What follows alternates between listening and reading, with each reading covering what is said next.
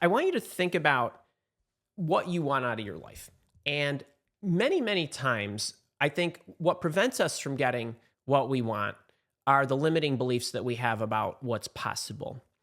And I want to, I was trying to think, how do I want to articulate this for you? And I think that one of the things that I want to do is I want to share with you my mindset about how I approach every aspect of my life and what it's yielded for me, and then really challenge you to think a little bit differently than you probably are thinking. So I view myself as the most important asset in my life, and as everybody should. But I don't believe everybody looks at it that way. And I don't believe everybody looks at it that way, not because they don't think they're the most important thing in the centerpiece of their life, but the actions that they do not take in order to substantiate that viewpoint. So what do I mean?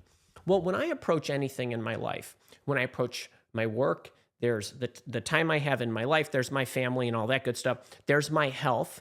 There's my finances. There's my finances from a business perspective. There's my finances from a personal perspective. Every single thing that I do in my life is paid to me first. So let me be really specific. So when I plan my week, meaning every Friday, Saturday, or Sunday, basically the end of the week, and I usually try to wait until Sunday because I do things on Friday and Saturday that change the complexion of the following week.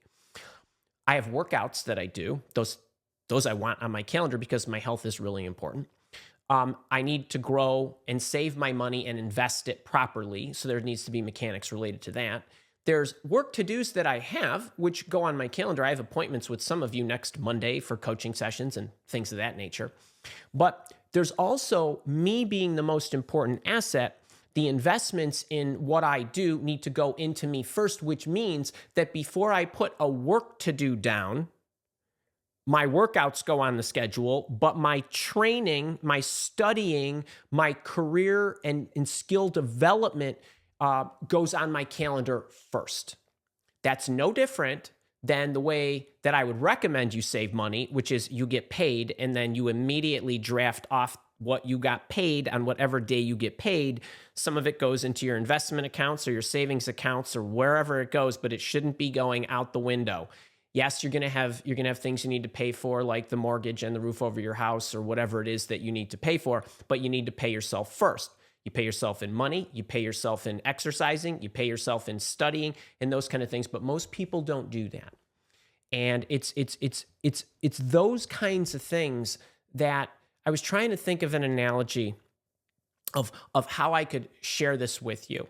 So you sure my analogy is really going to stink, but there's a big branch right there. I don't know if that's like, I know my little super duper lens here is kind of blurring that out. But behind me, there are a couple of really large trees that sit between me and the water.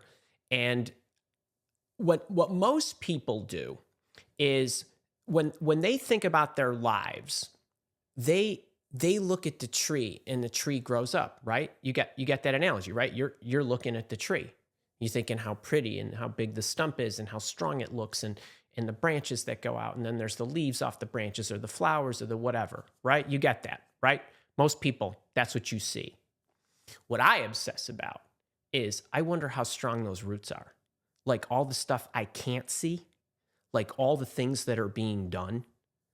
That tree, how that tree was planted, how the roots had to grow, and the foundation that goes down that you never see or think about. When you see somebody and all that success, what you don't see are all the roots, right? You follow? Who's tracking with me so far? You get what I mean? And I think a lot of people, I think that that's what they watch, and they wonder why their tree isn't growing as tall as someone else's. All right, now I want you to think about this. All right, I want to do a little exercise here. I want you to write down on a piece. Get your journals. Pick anything. Pick a piece of scratch paper. I don't really care. I want you to write down how much money you want to earn. If you want to go in the chat and share that, because I'd love to know how much money you want to earn, do that. That's the first one. So write down how much you want to make. Want to make $1 million? Write that down. 500. Hannah, I love it. 500, 150, Tim Brown, 200. Robert Hamilton, 500,000. Dan Ford, 240 a year. Gene Rebel, 300 G's. I love it. Okay. All right, now do me a favor. Right underneath that number, right underneath the number, write what you currently earn. You don't have to share that.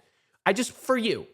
So let's say it's $1 million and underneath it is 100,000. Just do this for me. Just humor me.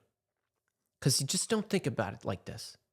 Okay, you got the number? You got the number? Give me a hey. Bob Roy, Robert Smith, Lisa Williams, Bruce Allen. You got a number underneath. Hannah's got it. We call her Hot Seat Hannah, man. She's got it. Okay. Now, over to the side, write the difference. Write the difference. So let's say you got $1 million on top, you got 100,000 on the bottom. Right next to it goes 900 grand. 8 million. Christina, I'm liking you. All right. Lisa Frazier, 263K now. So there's 137,000 Lisa Frazier's missing right now. And I want you to know that every single year you're missing that 170,000 or 900,000 or 250 or whatever. That's what it's literally costing you every single year because you don't have the skill that makes you the amount you want. So if you want $1 million and you earn 100,000, every year it costs you 900 grand. And if I would say to you, I will give you the 900,000, you put the time in, I'll give you the 900,000 to learn that skill. It's going to cost you 900 grand this year, but you're going to make $1 million. Would you do it? Damn right you would. Because why? You'd still net your 100 grand. But now you'd have the skill, and every year beyond this, you're making $1 million or more. And then just raise the number. But we don't think of it like that. We're not willing to put the time in. You know who's willing to put the time in? I got news for you, and this is the cold, hard truth, and I'm going to say it out of love. But there is somebody out there who's way less talented than you are, has a lot less love, maybe less health, not the support team, not the education or the credentials, who's living the life you want. And the only difference between that person and you is they're working on the roots. Okay? All the stuff you don't see, the skill that they're spending the time building. And use that analogy for anything. You want to lose the 10 pounds? What is the thing that's going to take the 10 pounds off? What's the exercise? What's the dietary adjustment? What is it that you need to do? Are you working on that? Is that where your attention is? Because you need to do a couple or three things in order to make that happen. Number one, you need to know what the delta is and what you're looking for, and you got to figure out what the skill is or what the step is. But the first thing you got to do is you got to forget about the past, forgive yourself for whatever you did or didn't do or don't have. Get over that. And then the second thing is, you're not going to change the world. The world is perfect the way it is. The thing that we need to change is how we look at the world. How you see is what you get, and the way in which you interpret things needs to be changed so that you can make up that delta. But the other thing is, you could do both of those things. But if you don't put the time in, it's never going to happen. And if you don't start today, you're not going to start tomorrow. So you got to commit to whatever it takes. Now, I'm not saying you got to get it all at once, but you need to take a step. You need to get moving in the right direction. You need to put the time in, and the only way to get what you actually want and be able to sustain it is to work on the roots. And today is the beginning of looking at what I think are the most critical roots that you could develop that will make that tree stand. You with me? Who's with me? Who's loving this? We're not even into the lesson yet. Do you know what I mean? All right, now, I did something the other day. Hopefully you cannot see that. I started writing out some of my limiting beliefs when it came to something in my life. And I want you just right now, just before I get into the official lesson, is just think about what you wrote, and you don't have to do the financial thing. It was just an illustration and just a metaphor for anything in your life. Although a lot of you I know would like to make $1 million or 180,000 or 150 or 500 or whatever. So what are a couple of your limiting beliefs that are preventing you? Go ahead, write them down. Just use some shorthand. You know, I'm not this, I'm not tall enough, I'm not young enough, I'm too this, I'm too young, I'm too old. I live in a crappy place where there's no jobs. Whatever it is. Because what I really want you to do, and I know the leaders have access to this, but there is a mindset mastery asset in your library, a video, a workbook. The challenge is overcoming limiting beliefs.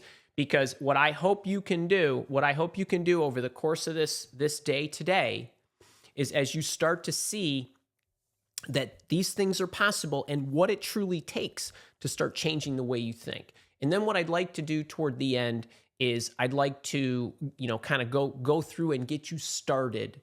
And I'll let the group, because we're really democratic here, we'll let the group pick kind of what area we want to focus on of some of the areas that I want to cover. Cool?